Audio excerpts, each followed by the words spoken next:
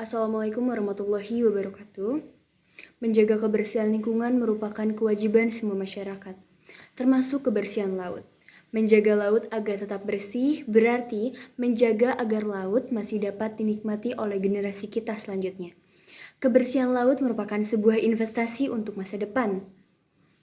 Berarti, jika kita menjaga kebersihan, secara tidak langsung kita juga turut menjaga kelestarian lingkungan agar dapat dinikmati secara berkelanjutan. Kami dari kelompok 6 yang akan mempresentasikan tentang bagaimana cara menjaga laut agar tetap bersih dan bagaimana cara mengelola daerah aliran sungai. Hai, saya Edelweiss Jana Putri dari kelas 10 MIPA 5. Saya akan menjelaskan materi tentang manfaat wilayah laut bagi kehidupan manusia. Yang pertama, sebagai pembangkit tenaga. Contohnya, arus laut digunakan untuk mendorong perahu dan juga sebagai pembangkit tenaga listrik. Yang kedua, sebagai sumber mata pencaharian penduduk pesisir. Pada umumnya, penduduk pesisir pekerjaannya adalah sebagai nelayan ataupun pembudidaya hasil kelautan. Yang ketiga, sebagai prasarana perhubungan dan pengangkutan. Contohnya itu, penghubung antar pulau ke pulau maupun benua.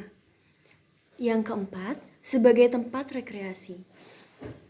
Tempat rekreasi di Indonesia, contohnya itu adalah Pantai Ancol, Pangandaran, Parangtritis, Anyer, dan Bunaken.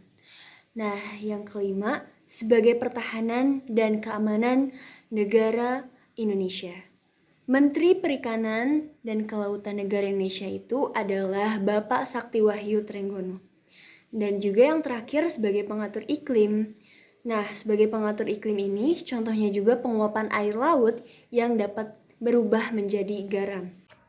Pelestarian laut dapat dilakukan dengan cara-cara berikut. Yang pertama, ada memperhitungkan proses pengembangan alam agar sumber daya laut tidak habis. Yang kedua, ada melestarikan vitalitas sumber daya samudra. Yang ketiga, ada meningkatkan pengetahuan tentang kehidupan di laut. Yang keempat, membuat kebijakan mengenai samudra yang meliputi dunia. Yang kelima, ada membuat kebijakan mengenai samudra yang mencakup seluruh sistem air tawar, atmosfer, dan samudra. Yang keenam, ada mengamankan dan menertibkan lalu lintas samudra. Yang ketujuh, ada membuat satu otorita samudra dunia. Yang kedelapan, menggunakan samudra sebagai untuk perdamaian, bukan untuk peperangan. Yang kesembilan, ada menjaga dan mengelola sumber daya bahan mineral, ikan, dan sebagainya atas perairan lepas pantai sampai 200 mil yang telah ditetapkan. Assalamualaikum warahmatullahi wabarakatuh. Nama saya Muhammad Kiana Belbian. Saya akan membacakan tugas geografi. Badai Pengolahan Daerah Aliran Sungai BPDAS.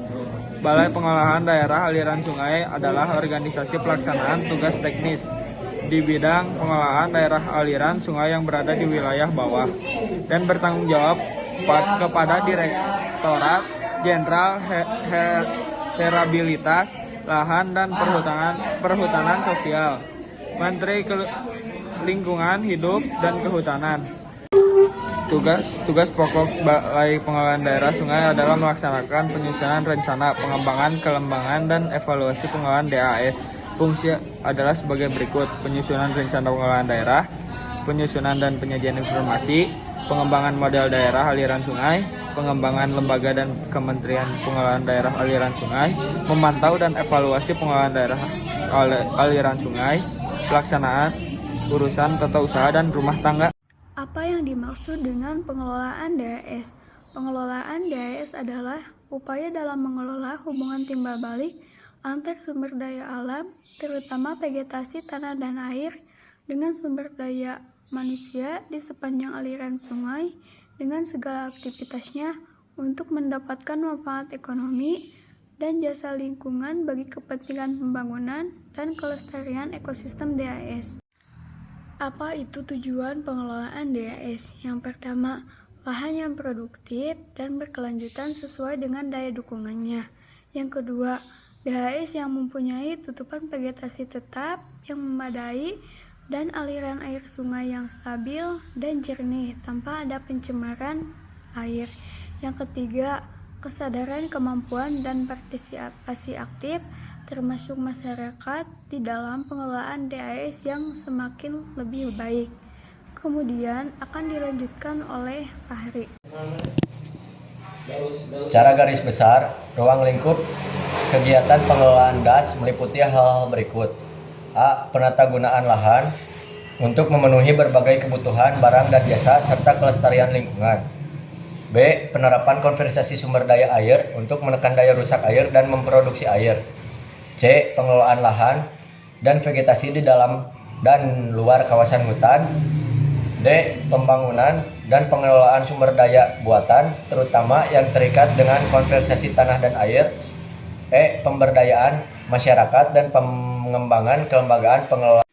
Baik, kesimpulan dari materi yang telah kami presentasikan bahwa dalam melestarikan alam, baik dari hal menjaga lautan maupun pemanfaatan daerah aliran sungai, diperlukan komitmen yang sangat sepenuh hati dari setiap insan lapisan masyarakat dan instansi pemerintah.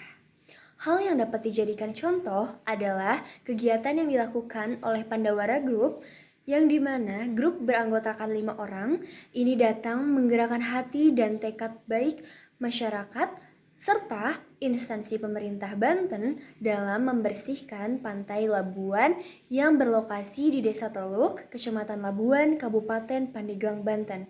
Sekian, terima kasih presentasi dari kami semua. Wabillahi taufiq wal hidayah. Wassalamualaikum warahmatullahi wabarakatuh.